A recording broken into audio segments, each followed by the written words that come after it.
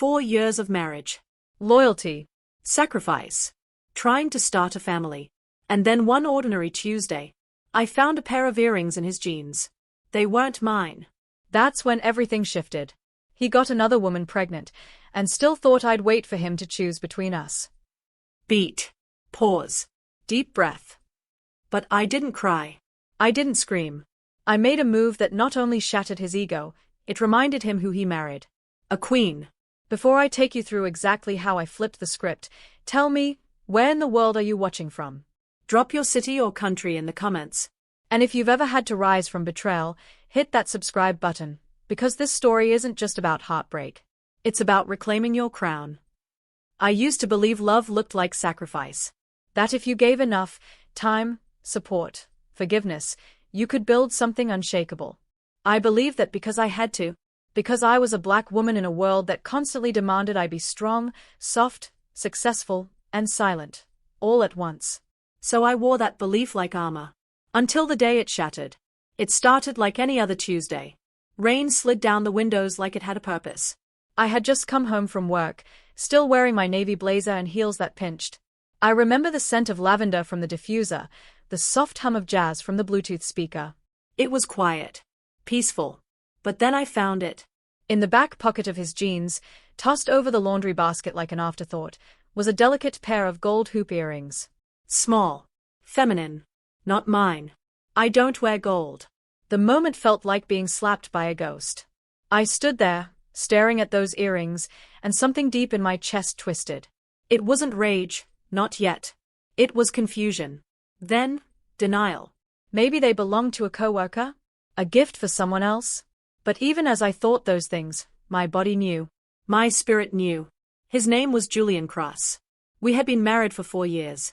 Built a life that looked perfect on paper, matching his and hers degrees hanging in the hallway, a mortgage on a 3-bedroom in Birmingham, and a shared Google Calendar filled with dinners, birthdays, and date nights.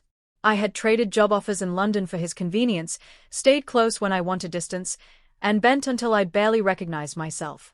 Julian was charming in the way that made people trust him immediately. His smile could melt silence. His words felt like promises. And for a long time, I held those promises close like prayer beads. I thought we were solid. That despite our arguments, we were fighting together, not against each other. But now, with those earrings digging into my palm, I felt like a stranger in my own story. I didn't confront him that night. No grand scene. No shouting match. I needed to observe. To know. So I watched. And the more I watched, the more I saw. Late-night client dinners with no receipts. A second phone number on the phone bill. Excuses that arrived a beat too late. And when he hugged me, it felt like a performance. Polite. Calculated. Empty. Still, I cooked his meals. Pressed his shirts. Told myself it was just a phase. Maybe I wasn't being supportive enough. Maybe he was stressed. We had been trying to get pregnant for nearly a year. Maybe the pressure was affecting him too. But deep down, I knew. I began sleeping on the edge of the bed. Not out of anger, but self-preservation. I stopped laughing at his jokes. Stopped waiting up when he came home late. I started protecting the parts of me that were still whole. The final fracture came on a Thursday morning. I kissed him goodbye as he left for a quick client consult, then followed him 15 minutes later. I didn't have a plan. Just a need to see the truth. And I did. Parked 3 blocks down, I watched him ring the bell of a condo I didn't recognize. A young woman answered. Slim, stylish, belly just beginning to round. She laughed as she pulled him inside. And just like that, the armor fell. Not with a crash, but a sigh. I wasn't broken. I was awake. And soon, they would both understand. You can betray a woman like me, but you do not get to keep her silence. Not anymore. Her name was Vanessa Clark. I found out through a combination of instinct, quiet calculation, and cold, relentless observation. She wasn't hard to trace. Julian, for all his secrets, wasn't subtle. She worked at his office, front desk, always greeting me with a polished smile whenever I dropped off lunch or sent flowers for his promotion. I used to think she was just being polite. But now I saw it. Every laugh had a backstory. Every glance between them carried weight. Every time I showed up at his office, I was walking straight into a lie, and smiling through it. He still came home every night like he had nothing to hide.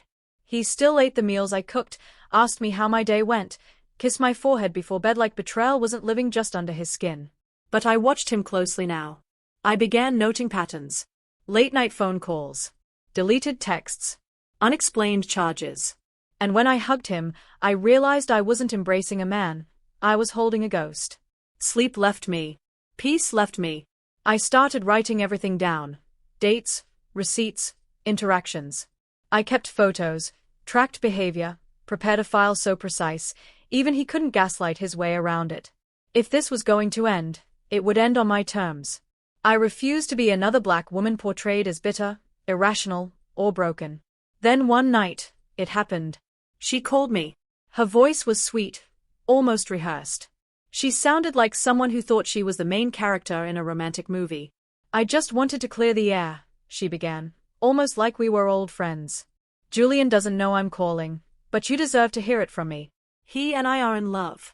He said things between you two have been done for a while, he just doesn't know how to let go. Her words landed like cold steel.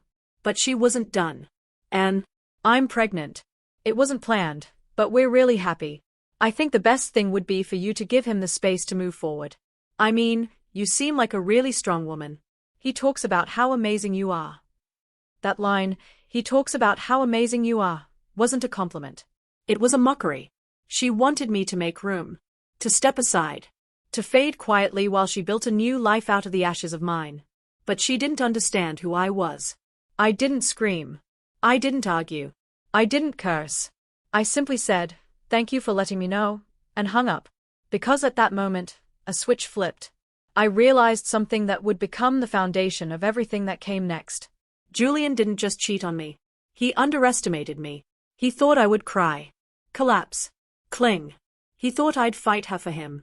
That I'd beg. But I am not the kind of woman who fights for a man who wouldn't fight for her. And that's where men like him always go wrong. I didn't leave right away. No. That would have been too easy. And this needed to hurt. Not physically, not violently.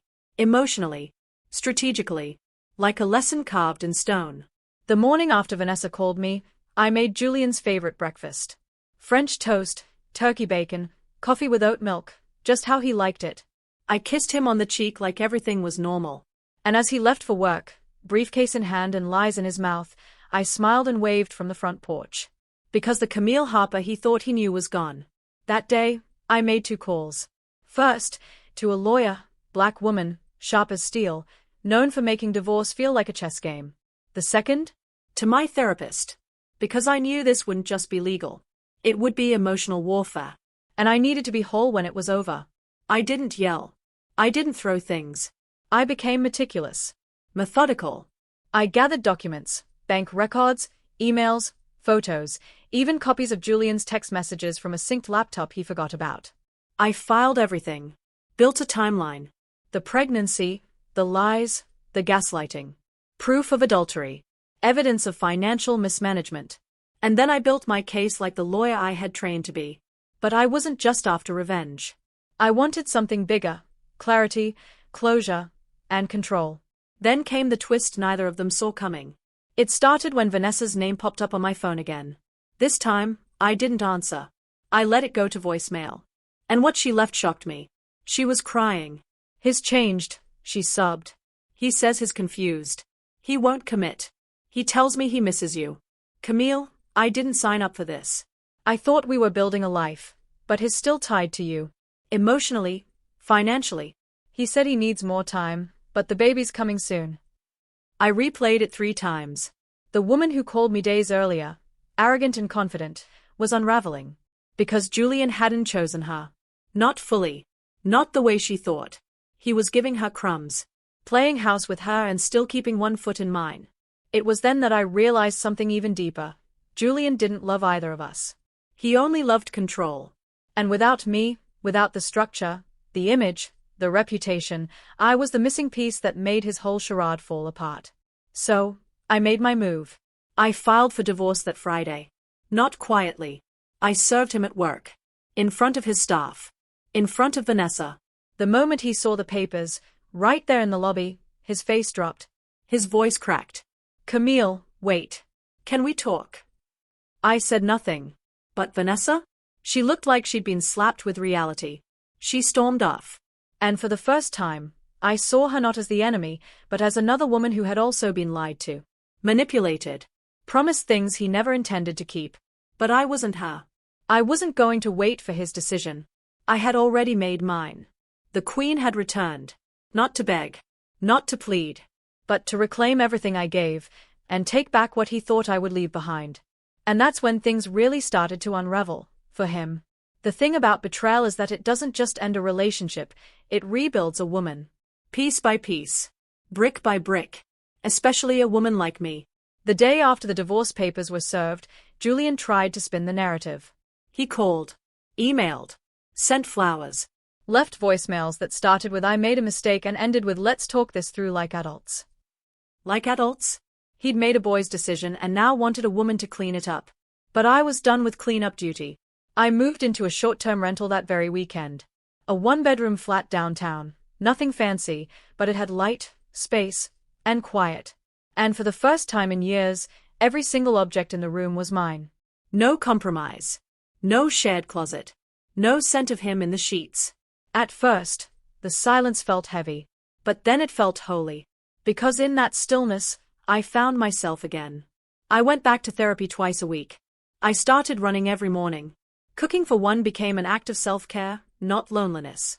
And I took on a new case at work, a promotion opportunity I'd passed on during our marriage. This time, I didn't hesitate. Meanwhile, Julian was unraveling. He tried to stall the divorce proceedings, saying he needed more time, more clarity. But the evidence I'd compiled was irrefutable. His lawyer couldn't even look mine in the eye. I asked for, and received, what I was owed. Half the assets. Full rights to my car. A payout for the home I helped renovate and decorate. And because I had the receipts to prove emotional distress, financial lies, and marital misconduct, I secured a settlement that made even his lawyer flinch. Julian looked stunned during mediation. Like he had just realized the consequences were real. Like he believed I'd never actually go through with it. But I was done performing forgiveness for a man who had treated my heart like a backup plan. And Vanessa? She disappeared from his life almost as quickly as she'd entered it. Mutual acquaintances told me she moved back in with her mother 2 towns over. Apparently, the fairy tale ended when reality began.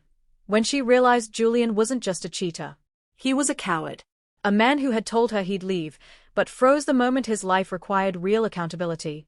One afternoon, I ran into her by accident. Grocery store aisle, baby bump visible under her oversized sweater. She looked exhausted. Hollowed out. Our eyes met. For a second, I saw anger in hers. Then shame. Then something closer to apology. I nodded, and walked away. No words exchanged. None needed. Because we were no longer connected by him. We were only connected by a hard lesson learned at different costs. And me? I was done paying. I redecorated my new space with colors Julian hated. I changed my number. I took myself out to dinner. I started laughing again. It wasn't revenge I was after. It was resurrection. And that, my love, was already underway. Freedom doesn't arrive with fireworks. It comes quietly, like breath returning to your lungs after holding it for too long. 3 months after I filed for divorce, I woke up one Saturday and realized I didn't cry anymore. I didn't rehearse conversations in my head. I didn't shrink when someone mentioned his name. I was no longer surviving. I was becoming. I redecorated my new apartment.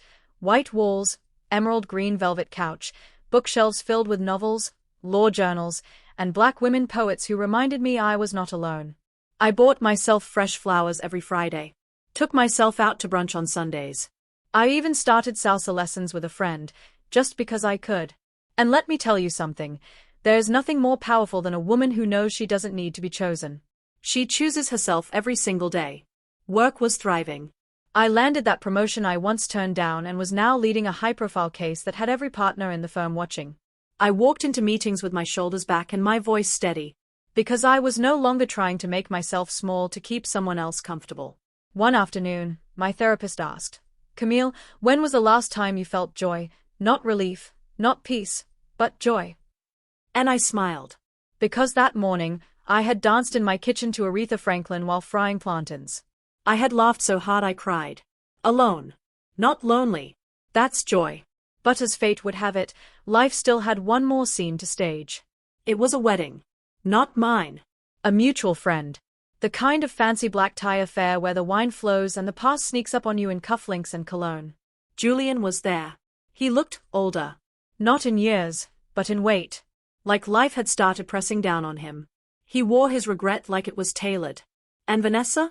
Nowhere in sight. He spotted me across the room. And for a moment, he didn't move. Just stared. Like he was looking at someone he used to know, but couldn't reach anymore. I didn't go to him. I didn't avoid him either. He approached eventually. Said my name like it still belonged to him. Camille. I smiled. Julian. He told me I looked amazing. That he'd heard about my promotion. That he was happy for me. But his eyes said what his mouth wouldn't. I chose wrong. And I didn't need to say it aloud. My silence said it for me. Because this wasn't a story about heartbreak anymore. It was a story about rebirth. About a woman who remembered her power, her worth, her crown. He thought losing me would humble me. But losing him? That's what set me free.